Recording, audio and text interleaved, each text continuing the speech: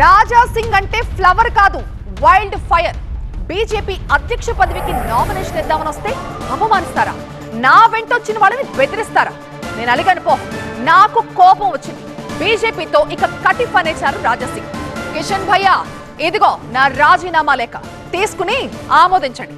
ఈ లేఖని స్పీకర్ కూడా పంపించి నన్ను సస్పెండ్ చేయించండి అంటూ ఆవేదనతో కూడిన ఆగ్రహంతో బీజేపీ ఆఫీస్ నుంచి వెళ్లిపోయారు రాజా సింగ్. ఇక రాజా సింగ్ పోతూ పోతూ ఇంకో మాట కూడా చెప్పారండోయ్. అధ్యక్షుడు ఎవరో ముందే డిసైడ్ చేసుకున్నాక ఈ నామినేషన్ తతంగం ఎందుకు అని ప్రశ్నించారు రాజా సింగ్.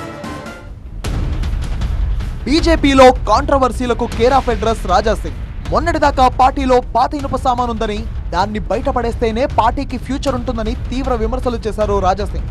పార్టీలో కోవర్టులున్నారని కూడా చెప్పారు. ఇప్పుడు అధ్యక్ష పదవికి తనను నామినేషన్ వేయనివ్వలేదని పార్టీకి రాజీనామా చేస్తున్నట్టు ప్రకటించారు రాజా సింగ్. నేను నా రాజీనామా మీ చేతికి ఇస్తున్నా, ప్లీజ్ మీరు యాక్సెప్ట్ చేయండి అని కిషన్ రెడ్డి గారికి ఒక లెటర్ ఇచ్చి వచ్చిన రిజైన్ లెటర్ పార్టీ. ఆ రిజైన్ లెటర్లో కింద ఒక మ్యాటర్ ఇది కూడా రాసిన, కిషన్ రెడ్డి గారు పార్టీకి నేను రాజీనామా ఇస్తున్నాను, మీరు మీ లెటర్లో స్పీకర్ గారు కూడా పంపించేసేయండి. రాజా సింగ్ ఇప్పుడు పార్టీ సింబల్ నుంచి గెలిచిండు.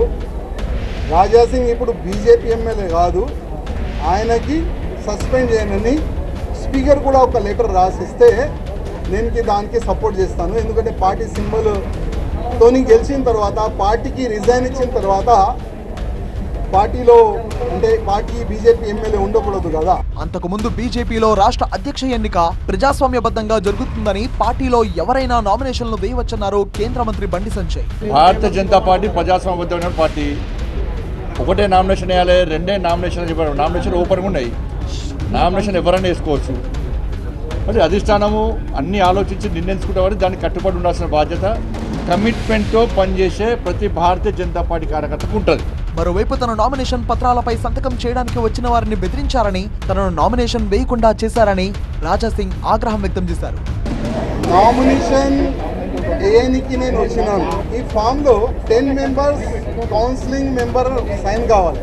ఆల్రెడీ చాలా మంది మాకు ఆశీర్వాదం ఇచ్చే అట్లాంటి కార్యకర్తలకి మాట్లాడి ఇక్కడ తీసుకొని కూడా వచ్చినాం. స్టేట్ కౌన్సిలింగ్ మెంబర్ ఇక్కడ వచ్చిన తర్వాత వాళ్ళకి ఫోన్ చేసి పోస్ట్లో ఉంటావా, సస్పెండ్ చేయాలా అని వాళ్ళకి బెదిరించి ఇక్కడ నుంచి పంపించేసారు. ముగ్గురు మా ఎంబడి వచ్చినారు, ఆ ముగ్గురే సైన్లు పెట్టినారు. అధ్యక్షుడిగా ఎవరిని ఎన్నుకోవాలో ముందే నిర్ణయించుకున్నట్టు కనిపించిందన్నారు రాజా సింగ్.